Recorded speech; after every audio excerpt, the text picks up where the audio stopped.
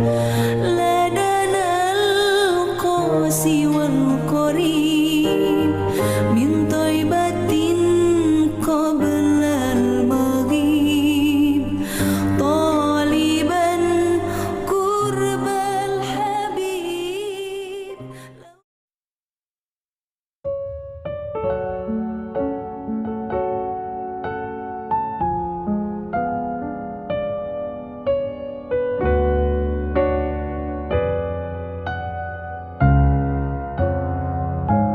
يا الله يا رحمن يا رحيم يا ملك يا قدوس يا سلام يا مؤمن يا مهيمن يا عزيز يا جبار يا متكبر يا خالق يا باري يا مصور يا غفار يا قاهر يا وهاب يا رزاق يا فتاح يا عليم يا قبيض يا باسط يا خفيف.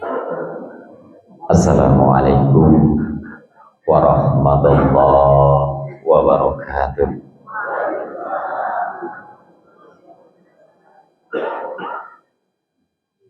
Alhamdulillahilladzi arsala rasulahu bil huda wa dinil haqq liyudhhirahu 'ala dini kulli wa kafa billahi syahida.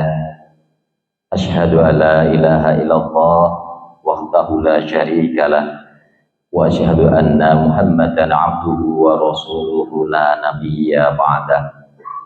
Allahumma shalli wa sallim wa barik ala Muhammad wa ala alihi wa sahbihi wa man tabi'ahu ila yaumil qiyamah wa ba'du.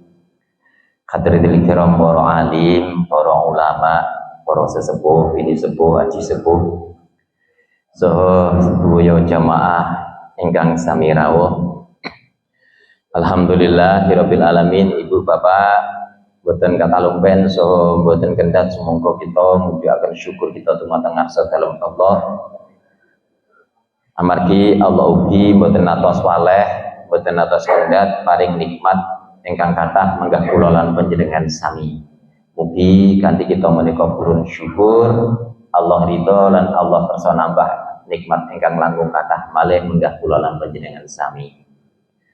Shalawat wa salam tansah kakunjaaken dumateng uswah hasanah kita, panutan kita Kanjeng Nabi Muhammad sallallahu alaihi wasallam ingkang kita tansah itibat dumateng panjenenganipun ing pangangka kita saged dados kewaning umatipun wasana benjing wonten yaumil qiyamah kita nggadahi pangajeng-ajeng pikantuk syafaat saking Allah lumantar panjenenganipun Kanjeng Nabi Muhammad sallallahu alaihi wasallam.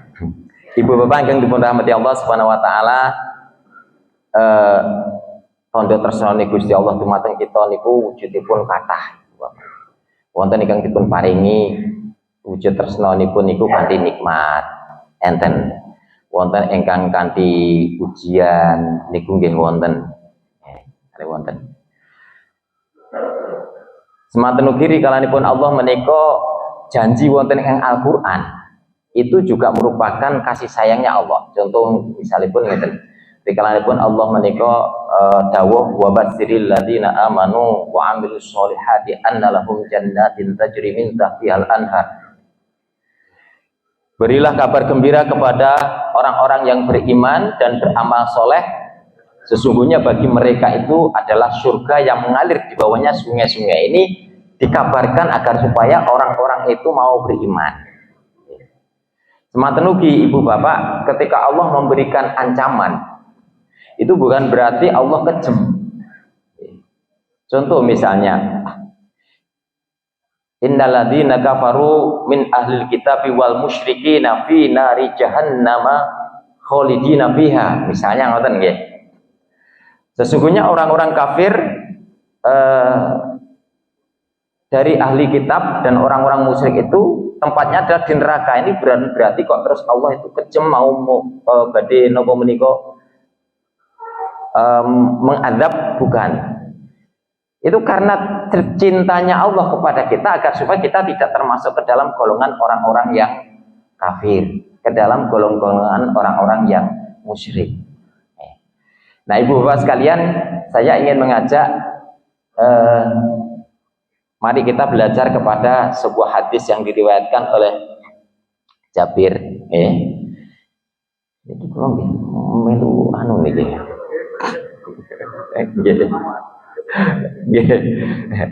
Jadi sebuah hadis dari Jabir itu, Rasulullah itu mengatakan begini, sesungguhnya tali penghubung seseorang dengan syirik dan kafir adalah meninggalkan sholat. Jadi tali penghubung antara seseorang dengan syirik dan kafir adalah meninggalkan sholat. Ketika seseorang meninggalkan sholat itu satu kali, berarti dia satu langkah menuju kekafiran. Dua kali, maka dia lebih dekat lagi kepada kekafiran. Terus berkali-kali dia lebih dekat kepada kekafiran. Ketika total dia meninggalkan sholat, maka sempurnalah kekafirannya. Niki lo dek 2 minggu yang lalu saya dengan Pak Khairuddin, jadi dari Juleha diundang Dinas Peternakan. Ketika Pak Khairuddin nyampaikan ini, itu banyak jagal yang tersinggung. Ya, audiennya jagal. Jadi kami memberikan sosialisasi kepada para jagal. Itu banyak yang tersinggung. Kenapa? Karena ternyata para jagal itu mayoritas tidak sholat. Kalau tidak sholat, berarti sembelihan itu disembelih oleh, nah, ini tidak dibahas di situ. Hanya ini. Nah, ibu bapak sekalian, karena betapa sholat dan kekafiran itu punya hubungan erat, artinya orang yang meninggalkan sholat itu maka dia sempurna kekafirannya. Nah, maka Allah mewanti-wanti bagaimana agar supaya kita ini tidak terjerumus ke dalam kekafiran, yakni dengan kita menjaga sholat. Nah, biar kita ini tetap dalam keimanan, kita tidak terjerumus ke dalam kekafiran, maka Allah berikan peringatannya apa? Ada 12 siksa yang disediakan oleh Allah. Ini disediakan gitu. Yang disediakan itu kan oleh jupuk oleh mboten to nggih. Sami mawon kan jenenge nek disuguhi nika jupuk ya oleh, ora ya oleh, kan ngoten. Nah, jadi niki disuguhi kalih Gusti Allah 12 siksa bagi orang yang meninggalkan sholat. Kenapa Pak harus disuguhi dengan siksa? Nun sewu ibu bapak, kadang orang itu diiming-imingi dia mau, tapi kadang-kadang diiming-imingi nggak mau. Contoh, nun sewu ngeten, saya buatkan satu ilustrasi. Misalnya jenengan mendaki gunung, terus kemudian tersesat, Pak, nggak tahu jalan pulang, muter mawon wis gunung itu bengi gak ngerti jalan pulang. Suatu saat jenengan sampai di sebuah tebing, jadi depannya itu jurang, dalamnya kira-kira 100 meter Pak, dalamnya. Tapi jarak jurang itu hanya sekitar 7 meter atau 10 meter jurangnya. Jadi kesananya itu jaraknya sekitar 10 meter. Terus dalamnya 100 meter. Kemudian di sana, di seberang jurang itu Pak, itu sudah terlihat ada perkampungan penduduk, kelihatan. Oh, di sana ada perkampungan penduduk. Artinya nek penjenengan bisa melewati jurang, maka jenengan akan sampai di perkampungan penduduk dan penjenengan tidak tersesat. Kira-kira penjenengan wani Pak, lompat. Lu nek bisa melompat itu nanti sudah aman loh Bu. Di sana ada perkampungan loh. Berarti sudah tidak tersesat lagi kan? Saya mikir gitu jenengan gitu. Iya, lah nek iki melompat ra iya nek tekan kono. Lah nek ora kan 100 meter. Kita beribu kali berpikir, Pak. Terus tidak sengaja ibu bapak ternyata dari belakang itu terdengar auman harimau yang kira-kira sudah 1 bulan tidak makan, Pak. Kira-kira jenengan tetap bertahan atau lompat? Lompat, Pak. Ketika di sana ada iming-iming, ada perkampungan penduduk, kita berpikir, lompat lagi gue nikmat. Tapi begitu di belakang ada ancaman, kadang kita tidak berpikir, lari Pak, lari loncat, wis mbuh, mau mati yo mati nek ceblok aku rapopo daripada mati di jingjing macan. Nah, akhirnya apa Pak? Karena kita ini didorong oleh rasa takut, kita lari itu sekencang-kencangnya. Akhirnya keluar semua potensi, kita loncat, mungkin tidak sampai ke bibir jurang yang sebelah sana, bibir tebing yang sebelah sana, akan tetapi kita loncatnya itu ternyata bisa sampai di dinding jurang, tapi sudah di sebelah sana. Tapi tidak jatuh ke bawah. Jadi sampai di dinding jurang sebelah sana, kemudian kita meraih dahan, meraih ini naik, barulah kita sampai ke sana. Ibu bapak, kadang-kadang kita diiming-iming oleh Allah, wa basyiril ladzina amanu, seperti tadi. Kita tidak tergerak, tapi begitu diancam, ada ancaman, ternyata justru kita termotivasi. Nah, maka ancaman ini ibu bapak jangan dianggap sebagai suatu yang kejam dari Allah, bukan, tapi ini adalah peringatan yang kita disediakan.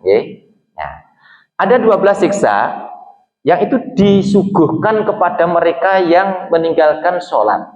Namun ke-12 ini akan dibagi menjadi 4 termin, Pak. Ada 4 tahapan. Yang pertama itu diberikan ketika masih hidup. Nah, ketika masih hidup. Semasa hidup akan diberikan ini. Jadi orang yang tidak sholat itu hidup aja sudah disiksa kok, Pak. Apa? Yang pertama adalah ini. Allah mencabut barokah dari semua rizkinya. Ibu bapak sekalian, ketika memandang rizki, kadang-kadang kita ini melihat nominal, nilai. Tapi sebenarnya di dalam rizki itu ada barokah. Apa sih barokah itu? Ziyadatal khair ba'dal khair. Bertambahnya kebaikan setelah kebaikan. 1 juta. Ada orang itu yang menggunakan dia hanya persis senilai 1 juta. Tapi ada orang yang dia punya uang juga 1 juta, tapi ternyata nilai atau manfaatnya itu melebihi 1 juta. Ini namanya barokah. Oh berarti kok nek wong kafir ki apa era salat ki berarti nek sak yuta kok ditukokne niku dadi 800 mboten. Nilainya tetap sama, tapi kemanfaatannya itu berbeda. Nah, bagi mereka orang-orang yang dia menjaga sholatnya ada kemanfaatan lebih, Pak. Makanya kadang-kadang ngeten gajine podo tapi sambate beda. Lho nggih.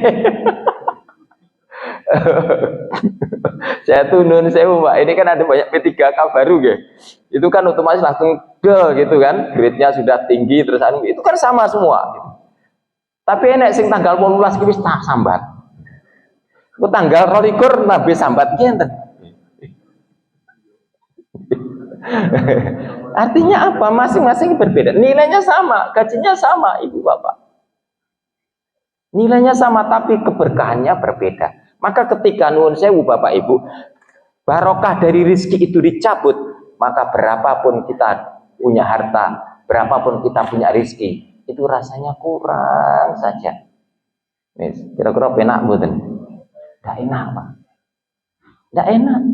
Dikasih berapapun sama Allah rasanya kok kurang. Dia tidak pernah bisa menikmati hartanya itu. Pun sepindah niku nggih. Nah. Terus kemudian yang kedua, Allah mencabut cahaya dari wajahnya.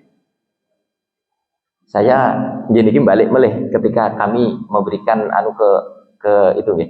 Kenapa Pak Khairuddin kemarin ya? Teman kami dari Pak Khairuddin itu menerangkan tentang sholat itu jelimet itu kenapa? Kami melihat wajah-wajah dari para penyembelih itu Pak Bu, itu terlihat sekali gak mampu wudhu. Betul. Jadi sampai Pak Khairuddin ini, lah kok wajahnya koyo ngene.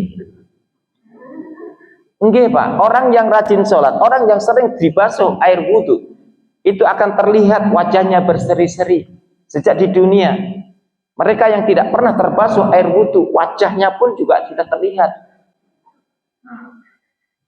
Makanya kemarin setelah selesai itu saya dengan Pak Khairuddin diskusi, lah kayak penyembelih magetan ya kayak ngene iki kayak sembelihannya terus piye iki kan. Ya sing salah sinten? Sing salah nggih wong salat niki, napa ora gelem beleh.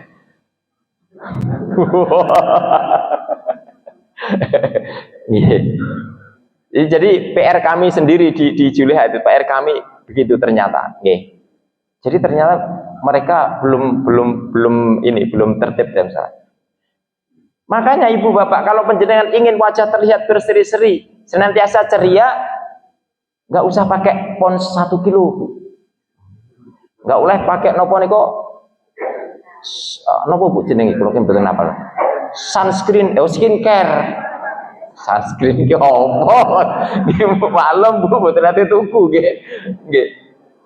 Enggak boleh pakai itu bu, tapi yang terpenting dasari, landasi wajah kita itu dengan air wudhu. Nah ini, maka ketika seseorang tinggalkan sholat, Allah cabut itu cahaya dari wajahnya. Ini sejak di dunia. Kemudian yang ketiga, ini dijauhi saudara yang soleh. Dijauhi saudara yang soleh. Wajar ibu bapak, ketika orang tertib sholat, orang rajin sholat, maka ketemunya dengan orang-orang yang rajin sholat.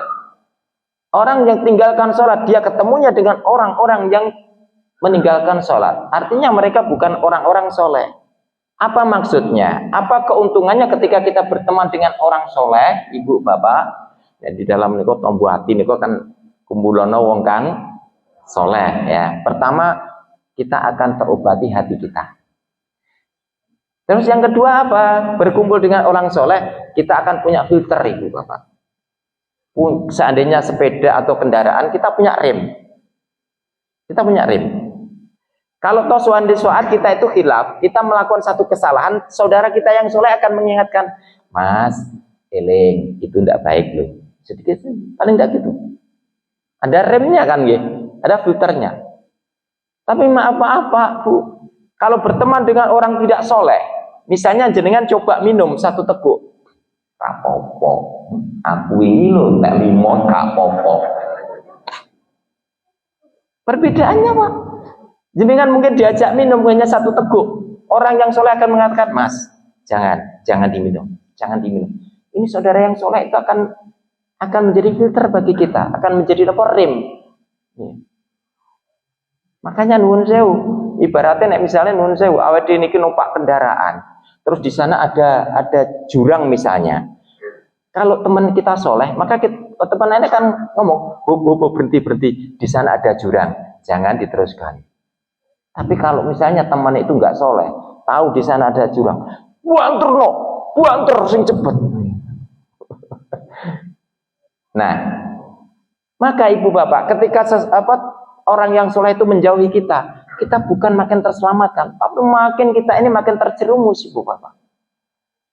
Nah, ini yang kadang-kadang tidak disadari, nggih.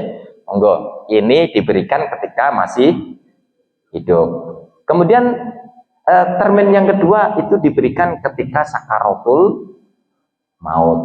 Nanti semuanya akan mengalami sakaratul maut, ibu bapak.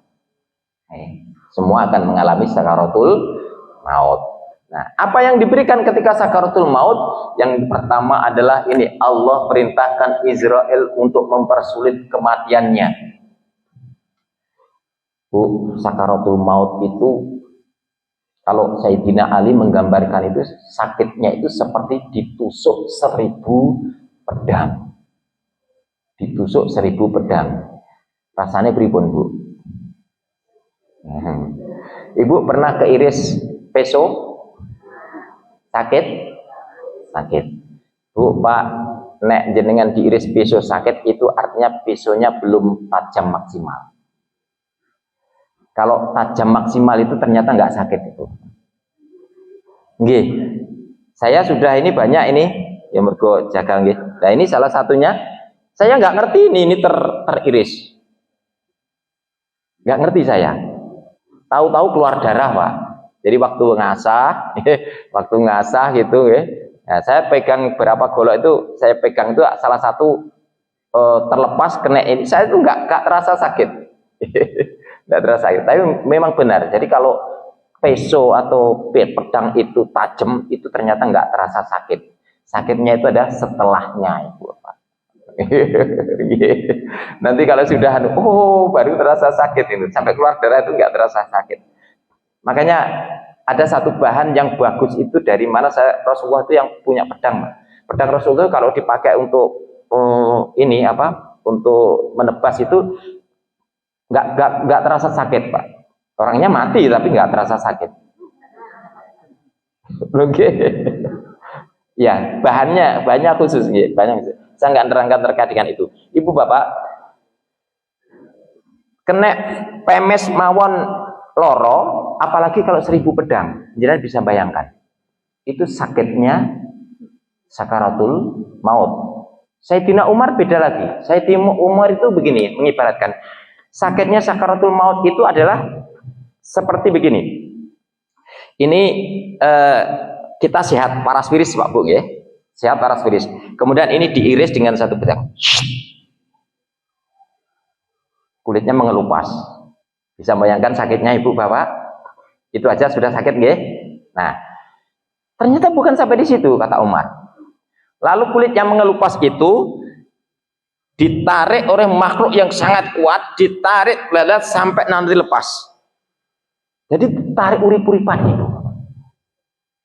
Kalau bapak-bapak sering nguliti kambing ya, itu berapa menit Pak? Itu cuma nguliti padahal pakai peso itu lama Pak. Ya. Lu apalagi ini nggak pakai peso Pak. Jadi kulit yang tengah lupas tadi ditarik urip-uripan Pak. Itu sakitnya kayak begitu coba. Jangan bayangkan itu. Nah, bayangkan gitu sudah sakit nggih Bu nggih? Apalagi ini oleh Allah diperintah Ibu.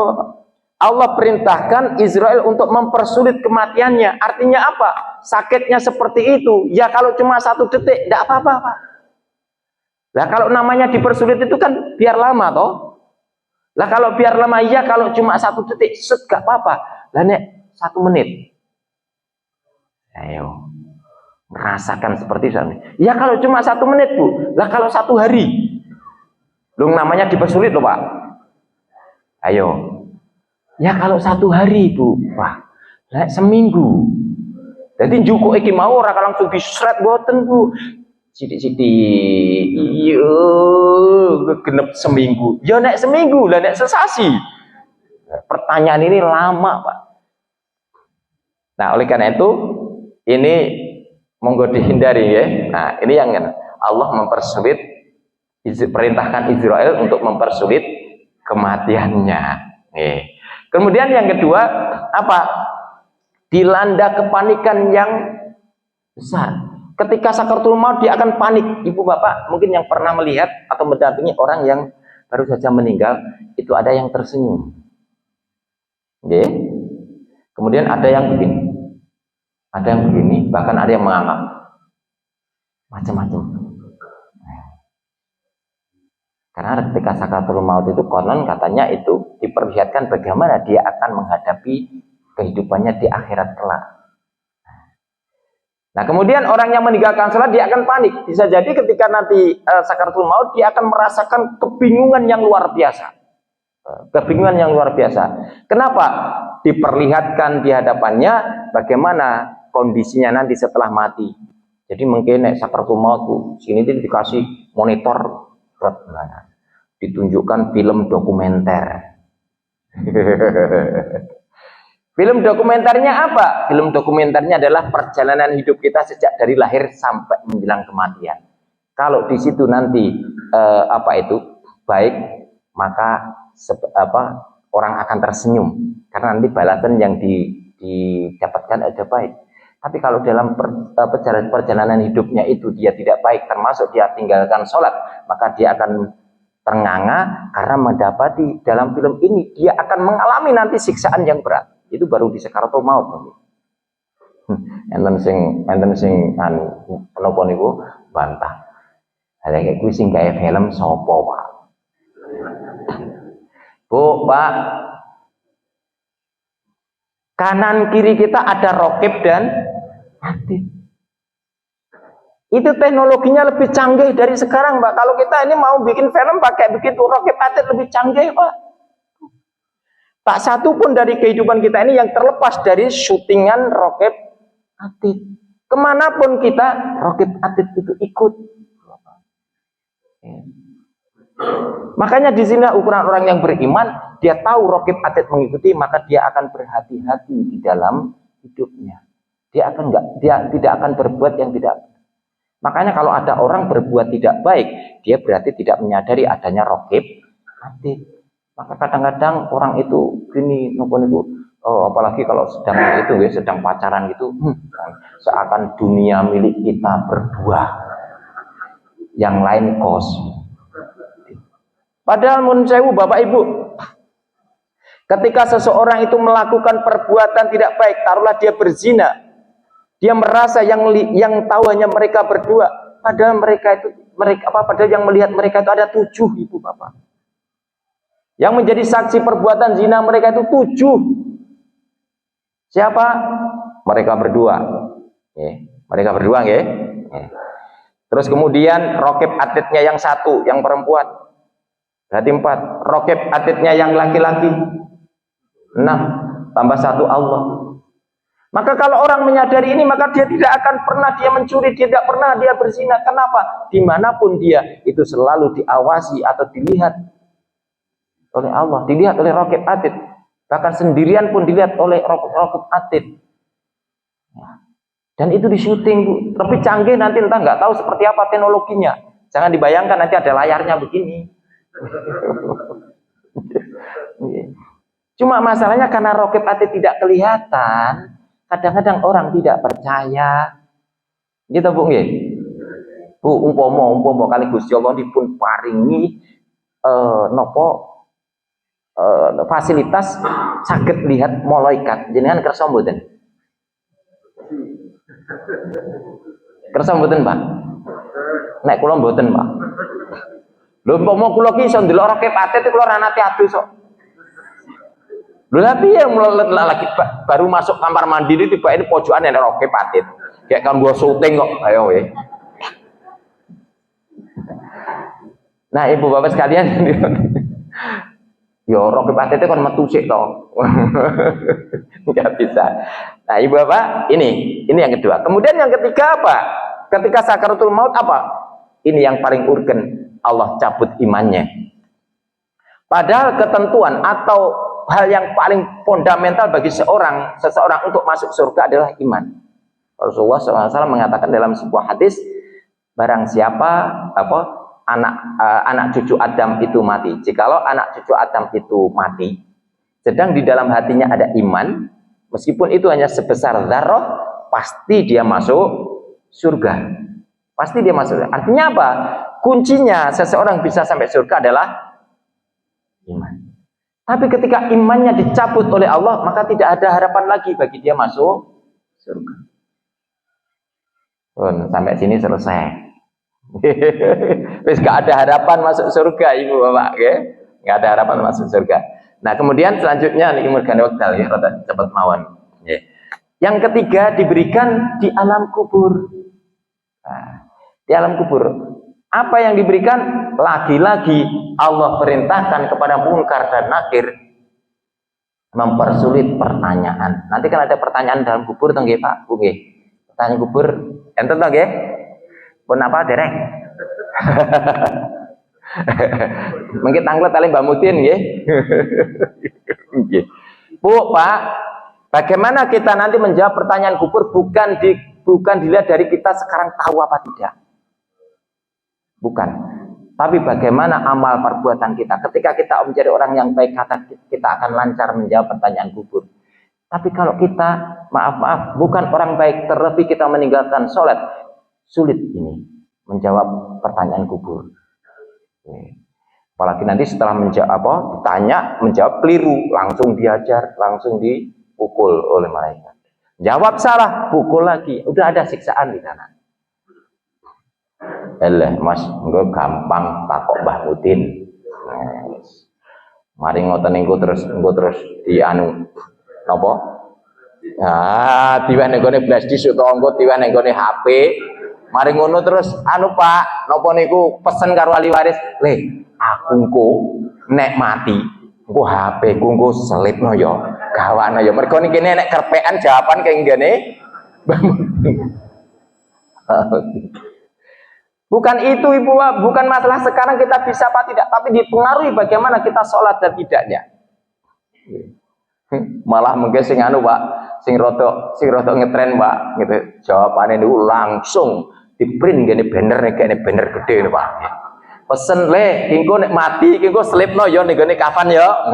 Karepe nopo? Mungkin enek malaikat teko takok, ora sah dadak jawab, langsung dipanteng.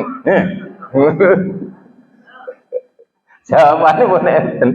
Nah, jadi yang menentukan kita bisa nggak menjawab ini bukan masalah kita sekarang tahu apa tidak jawabannya, tapi bagaimana perbuatan kita. Nah, ketika kita tinggalkan sholat, maka ini malaikat ini mempersulit pertanyaan. Artinya kita akan sulit untuk menjawabnya. Menjawabnya. Terus kemudian yang kedua itu adalah kuburnya gelap gulita. Ibu bapak, panjenengan sudah pernah mendengar adanya nikmat kubur dan siksa kubur. Jadi ketika seseorang meninggal dia di alam kubur, ya di alam kubur. Nah, ketika di alam kubur itu ada orang itu yang dia itu senantiasa tersenyum, dia senantiasa seneng. Ya, itu belum apa itu?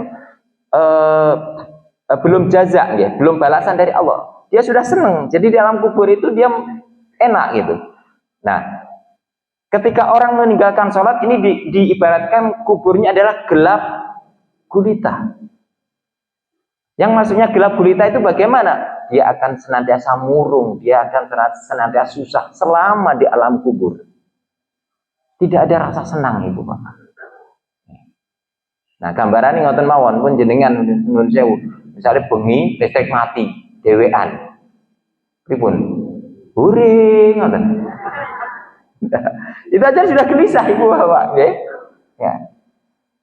Nah, makanya nikmat kubur nanti biasa jadi orang itu tersenyum. Kenapa? Dia itu ketemu dengan hal-hal yang menyenangkan. Tapi kalau nikmat, kalau siksa kubur, dia ketemu dengan hal-hal yang itu sangat menyeramkan. Nah, kuburnya gelap gulita.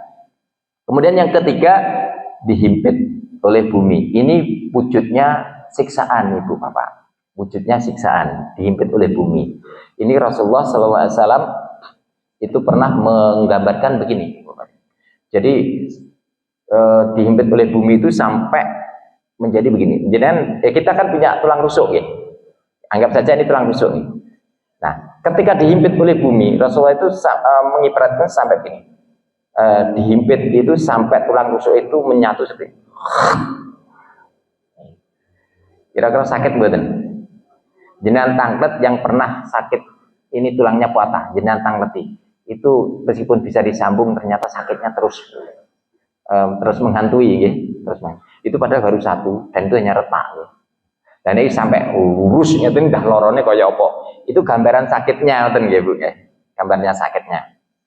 Nah, itu seperti ini. Nah, kemudian Ibu Bapak yang ketiga, yang keempat itu diberikan ketika nanti di yaumil kiamat, yaumil hisab. Ya, yaumil hisab. Itu siksanya diberikan. Apa yang pertama ini Allah mempersulit hisabnya. Sekali lagi Ibu Bapak, kalau namanya dipersulit itu bendang cepet nopo ben suwi. Maka nanti ketika kita dihisab, yang lain itu cepet seret Pak, kita lama.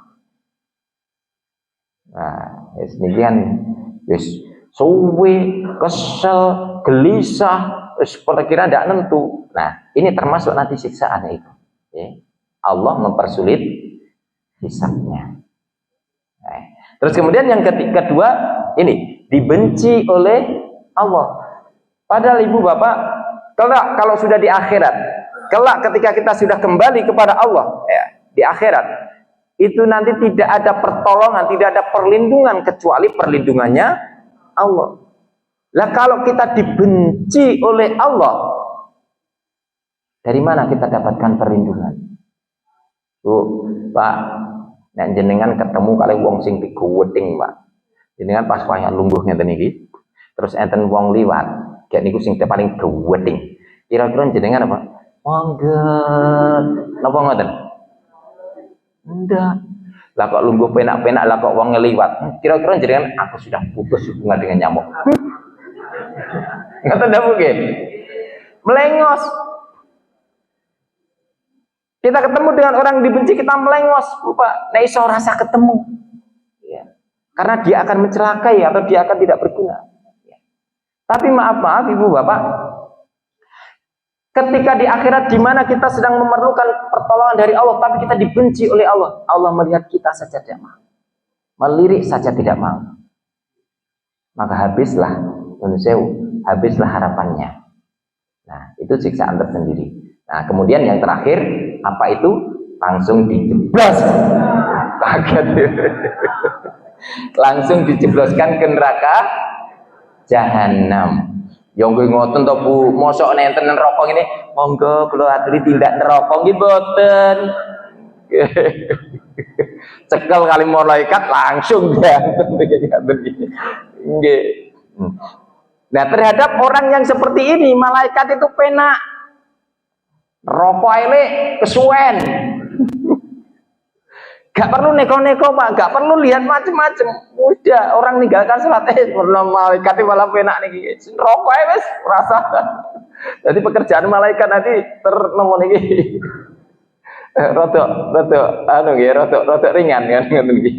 Nah, Ibu Bapak ingkang dirahmati Allah Subhanahu wa taala, ini adalah peringatan. Istilahnya kita anggap suguhan lah. Maka dengan adanya seperti ini tadi, ada 12 ini tadi yang disuguhkan, 12 siksa yang disuguhkan, nek pengen mendet nggih monggo. Tapi bagi seseorang yang dia beriman, tentunya kita akan menghindari hal-hal seperti ini. Seperti apa sih orang-orang yang tidak mau nopo niki mendapatkan ini? Nah, coba ada lihat beberapa hal. Niki, nah, lihat ketika perang, ini di sana berperang bercamuk loh Pak. Kok ya sik sempat-sempati sholat Pak. Nang umpama awake dhewe kira-kira pas perang no kira-kira sik sempat sholat mboten. Tapi mereka menginginkan Pak. Mereka tidak menginginkan 12 siksa tadi. Ya. Kalau toh seandainya pas sholat terus ketika dan bom liwat bril, dia rela. Ketika saya nanti meninggal dunia, saya ketika saya melaksanakan sholat. Seperti apa orang yang berusaha menghindari itu? Loh Pak, nyambut gawe ngeten iki nggih, nelayan gini kok yo sempat-sempat gak apa-apa cangklean ritak apa-apa Pak niki Pak. Tapi kemauan dia untuk senantiasa bersujud, ya Allah, nggih. Nah, wong sak menembane iki yo gak gelem Pak, iki 12 siksa itu tadi gak gelem gitu. Nggih. Nah, bahkan di kereta di pesawat lho Pak, padahal jenengan sambil duduk boleh nggih. Kaya nekat ngeten iki lho nggih. Karena beliau ingin menyempurnakan sholatnya di hadapan Allah Subhanahu wa taala. Loh ini nunggu kereta nggih ngoten nggih. Nunggu kereta nggih ngoten. Nah niki ndelok bal-balan Pak Bu nggih. Di sana stadion nggih. Ini tangga stadion. Iku mbayare mohon 2 juta. 2 juta sampai 3 juta. Lah kok ditinggal sholat Bu. Dan pas ditinggal sholat terus gol dia kan rugi.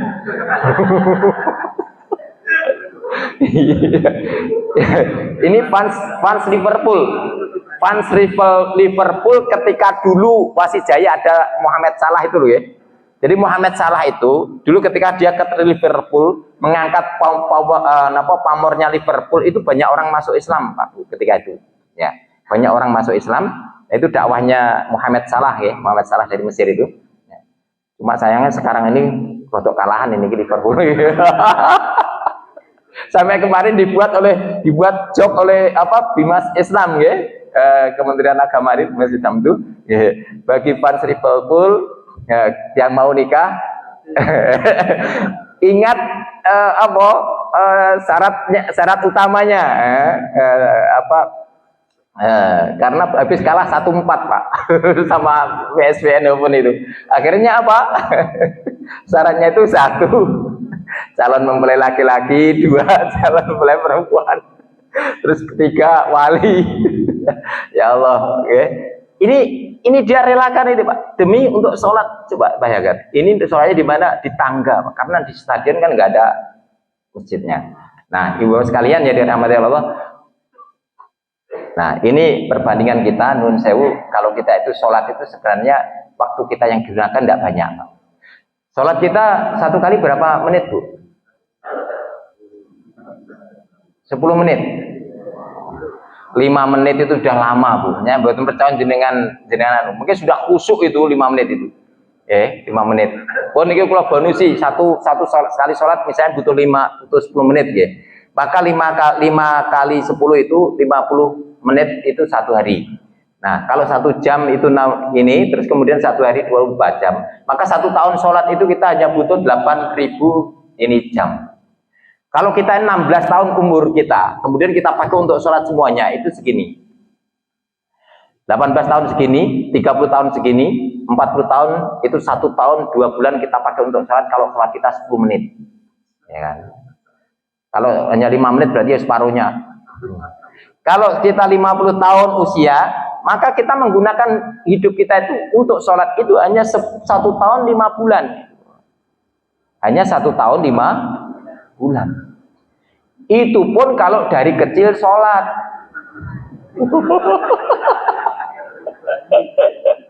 Ini dihitung 50 tahun itu full usia loh Pak. Dari kecil.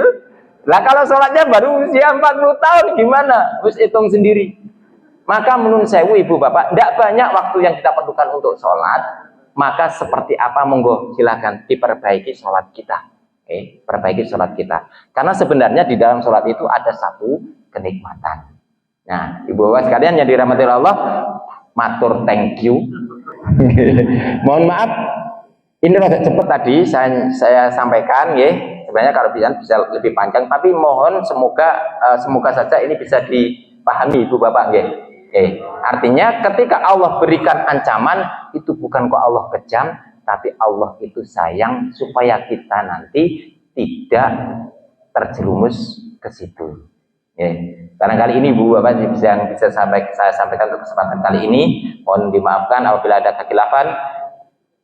Kurang lebihnya billahi taufiq wal hidayah. Fastabiqul khairat. Wassalamualaikum warahmatullahi wabarakatuh.